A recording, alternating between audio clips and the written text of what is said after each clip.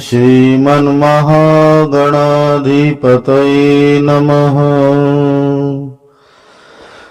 अज्ञानतिमिरान्धस्य ज्ञानाञ्जनशलाकया चक्षुरुन्मीलितं येन तस्मै श्रीगुरुवे नमः।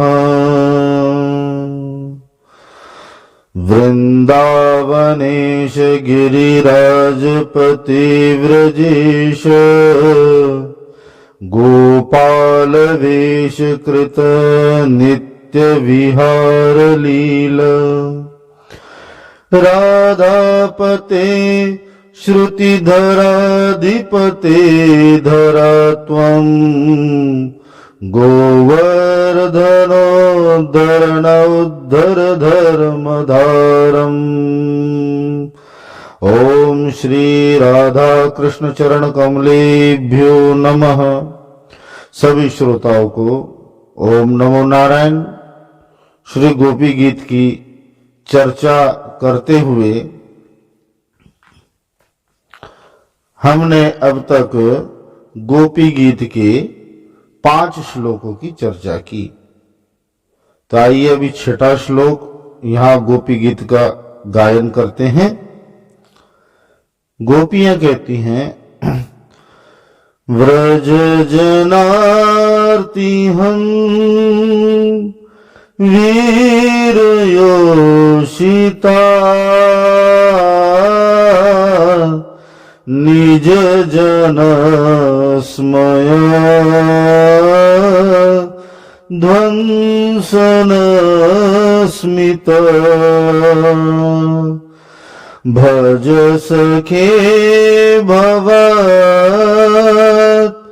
किंकरी स्मनो जलरोहाननम्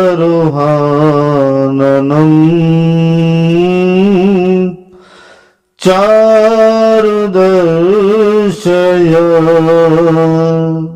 एक बार फिर पुनरावृत्ति करेंगे। व्रज जनार्ति हम वीर योषिता निज जन स्मय ध्वंसन स्मित।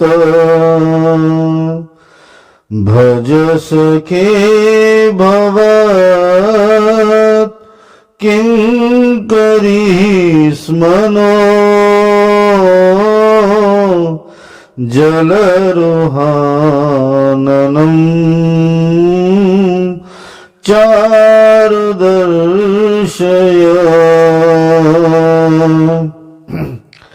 आइए इसकी सरल व्याख्या पहले देखते हैं।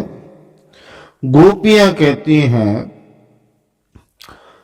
कि हे प्यारे, व्रजवासियों के दुख दूर करने वाले वीर शिरोमणि श्याम सुंदर, तुम्हारी मंद मंद मुस्कान की एक उज्जवल रेखा ही तुम्हारे प्रेमी जनों के सारे मान मद को चूर चूर कर देने के लिए पर्याप्त है।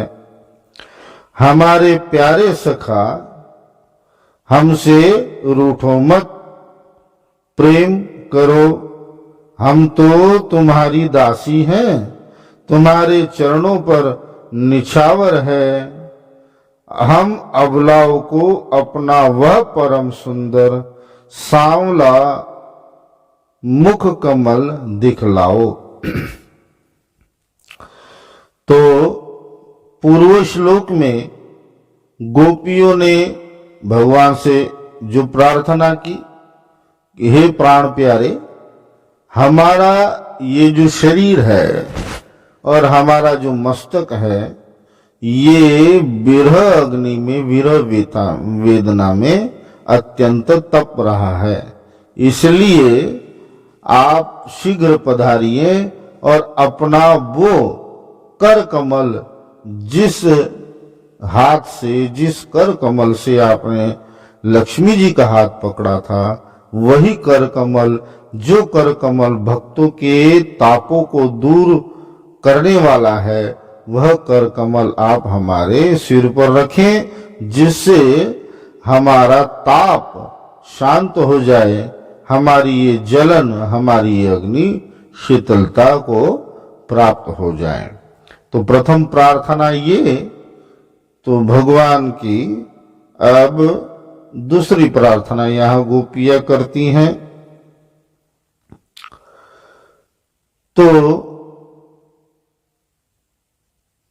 भगवान मानो कह रहे हो गोपियों से कि ठीक है कि तुम्हारी यह प्रार्थना हम मान भी ले कि तुम्हारे सिर पर हम हाथ रख दें, मान भी ले, परंतु हम आए कैसे?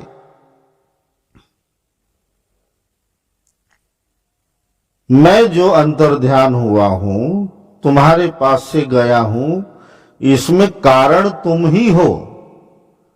तुम सब गोपियां ही कारणभूत हो। इसमें मेरा तनिक भी कोई गलती नहीं है, कोई त्रुटि नहीं है। तुम्हारे कारण ही मुझे रास मध्य में छोड़कर अंतरित होना पड़ा। तो गोपियां कहती कि भी हमारे कारण क्यों? हमने ऐसा क्या कर दिया प्राण प्यारे जो आपको रास मध्य में छोड़कर आपको जाना पड़ा और हमें इस वीर वेदना की पीड़ा जो है देनी पड़ी? क्या कारण है? तो भगवान गोपियों से कहते हैं कि तुम मान बहुत करती हो। जरा सी कोई बात होती नहीं, तुम्हारा मान बहुत बढ़ जाता है। मद जो है, अहंकार जो है तुम्हारा बड़ा ही बढ़ जाता है।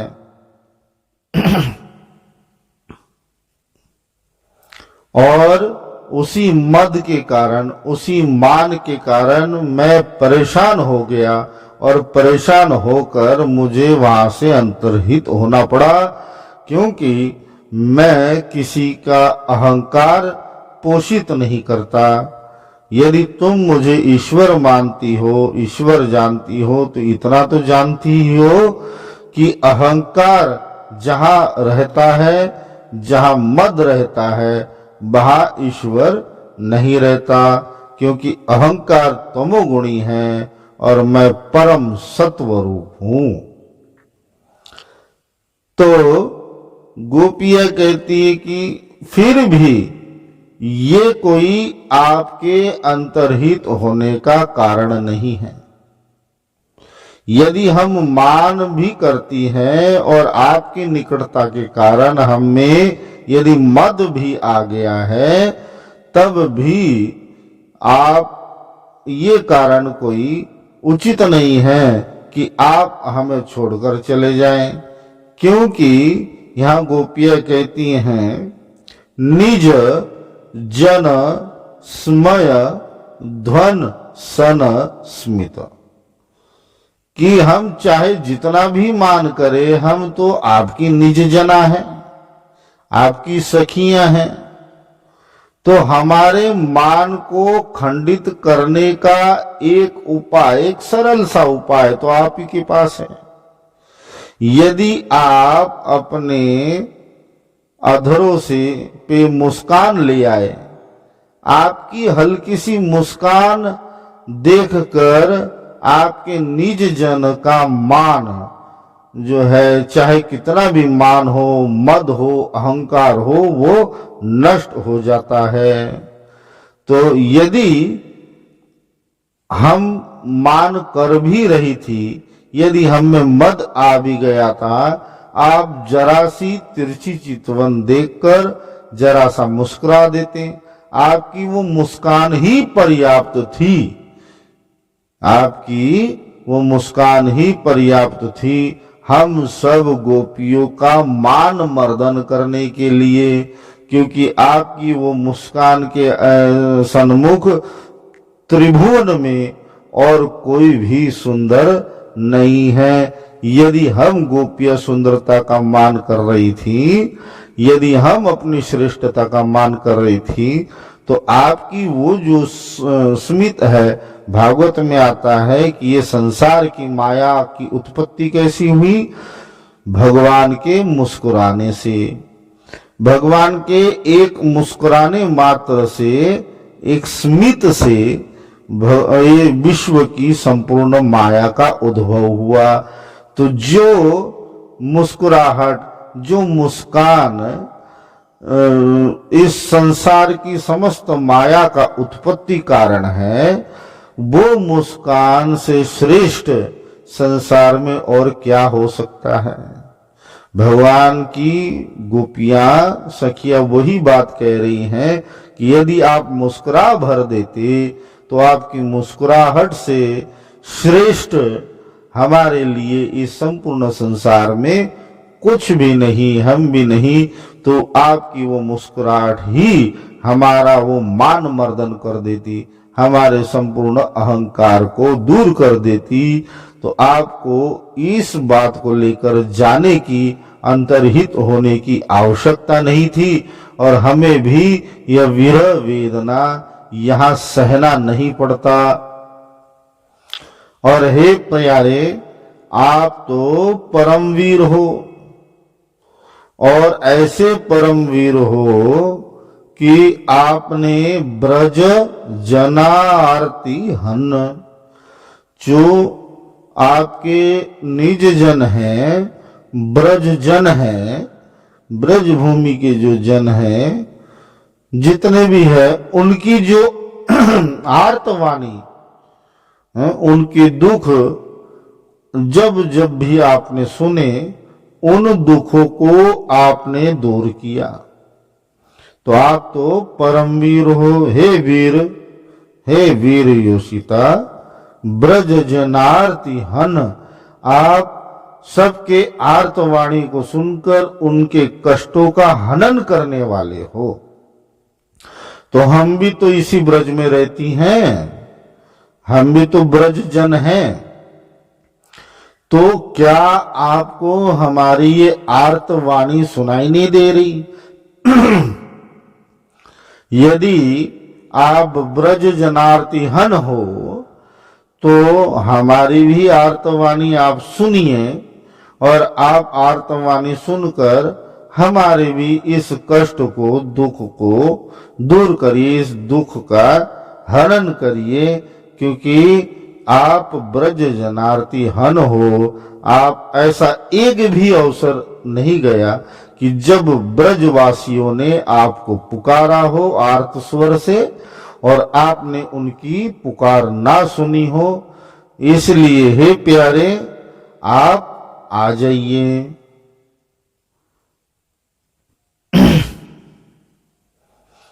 और हम इसलिए भी आपको यहाँ आने के लिए पुकार रही हैं, क्योंकि यहाँ गोपियां कहती हैं, भज सखे भवत किंकरी।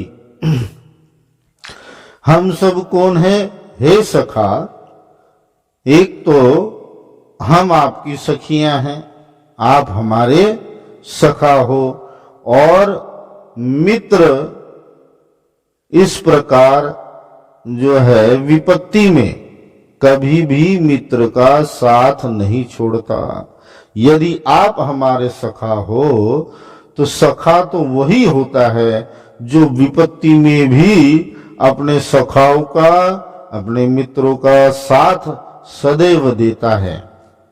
इसलिए हे प्यारे, ये आप तो हमारे सखा हो। यदि आप हमें अपनी सखियां मानती हो तो ये जो विरह वेदना रूपी ये जो परेशानी है, विपत्ति है, इस विपत्ति में आप हमारा साथ ना छोड़े और इस विपत्ति को आप दूर करें। इसलिए भी आपका ये दायित्व बनता है, क्योंकि हम आपकी सखियां हैं। और दूसरा कारण यह है कि भज सखे भवत किंकरी, हम कौन हैं? एक तो आपकी सखियां हैं और दूसरी किंकरी है। किंकरी अर्थात दासियां, हम आपके चरणों की सदा सदा की दास के लिए दासियां हैं। तो यदि दासियां अपने स्वामी की सेवा करती हैं तो स्वामी का भी यह धर्म बनता है कि अपनी दासियों के सुख और दुखों का ध्यान रखना, अपनी दासियों का पोषण करना। यदि स्वामी के कारण दासियां मृत्यु को प्राप्त हो जाएं तो स्वामी को भी बहुत पाप लगता है। इसलिए प्यारे, एक तो हम आपकी सखियां हैं, दूसरी हम आपकी किंकरियां हैं, आपकी दासियां हैं। इसलिए भी आपका हमें अंगीकार करना जो है आपका परम कर्तव्य बनता है। तो हृदय में विराजमान ठाकुर जी मानो कह रहे हो कि ठीक है, हम तुम्हारी बात मानते हैं, तो हम तुम्हारी प्रार्थना को स्वीकार करते हैं। तो अंगीकार जो तुम कह रही हो, तो किस प्रकार से हम तुम्हें अंगीकार करें? तो गोपियां यहां कहती हैं कि बड़ा ही सरल है कि जल रुहाननम चारु दर्शय। बस इतना ही करो कि आप अपना ये मुख कमल है, ये नील कमल की भांति सांवला सलोना जो मुख कमल है, उस मुख कमल का आप हमें दर्शन दीजिए। बस इतना ही पर्याप्त है। हमें अंगीकार करने के लिए आपको कुछ विशेष और करना नहीं पड़ेगा। तो प्रथम गोपियों की प्रार्थना क्या थी पूर्व श्लोक में? कि आप अपना हाथ हमारे मस्तक पर रखिए।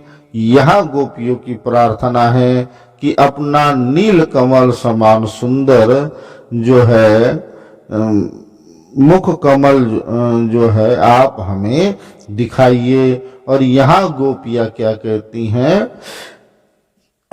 जल रुहाननम चारु दर्शय। तो चारु का अर्थ होता है सुंदर। एक तो अर्थ होता है सुंदर कि चारु दर्शय, बड़ा ही सुंदर जो मुख है आपका, आप उसे हमें दिखाइए, बढ़िया तरीके से दिखाइए। दूसरा अर्थ ये भी होता है कि आप अपना वो सुंदर मुख बढ़िया तरीके से दिखाइए। बढ़िया तरीके से दिखाने का अर्थ है एकदम नजदीक से, एकदम पास से दिखाइए, दूर से नहीं, क्योंकि दूर से बढ़िया तरीके से तो दिखेगा नहीं, दूर से थोड़ा थोड़ा ही दिखेगा। इसलिए ये आप अपना ये मुख कमल हमें बढ़िया तरीके से अत्यंत निकट आकर, पास में आकर जो है अपना ये मुख कमल का आप हमें दर्शन दीजिए। तो यहां भी जैसे पूर्व श्लोक में गोपियों ने भगवान के हाथों को कमल कहा, इस श्लोक में गोपियां भगवान के मुख को भी कमल की ही उपमा दे रही हैं। तो इस श्लोक में प्रार्थना गोपियों की यह है कि हे वीर, आप वीर हो, ब्रज जनों की आर्त वाणी को सुनने वाले हो, उनके दुखों को दूर करने वाले हो। तो हम भी इसी ब्रज में रहती हैं, इसलिए आप जब सब ब्रजवासियों के दुख को दूर करते हो, उनकी आर्तवाणी को सुनते हो, तो हमारी भी आर्तवाणी को आप सुनो।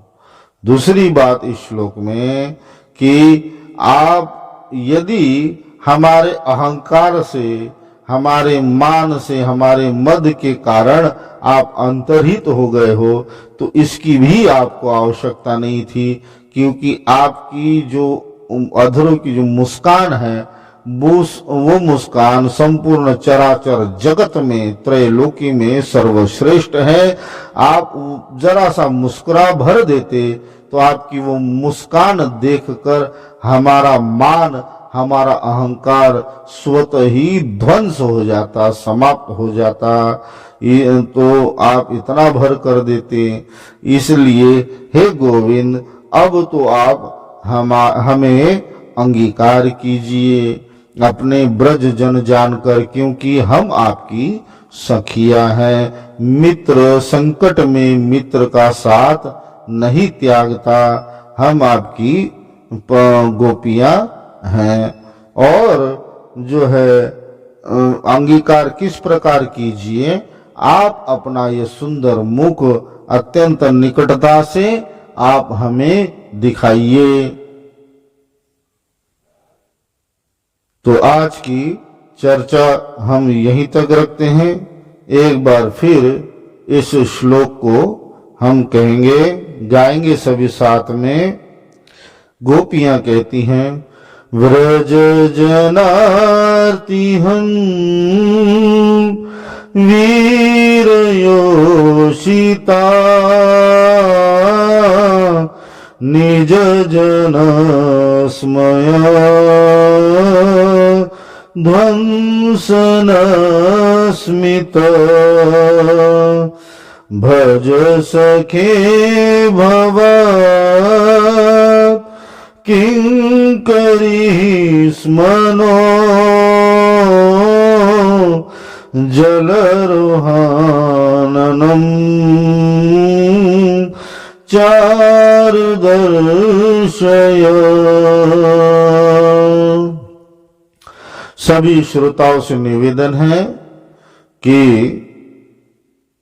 ये जो आप देख रहे हो, सुन रहे हो, इसके लिए इस चैनल को आप सब्सक्राइब भी करें, ताकि हमें पता लगे कि आप को थोड़ा बहुत कुछ समझ भी आ रहा है गोपी गीत की, ये जो हम चर्चा कर रहे हैं।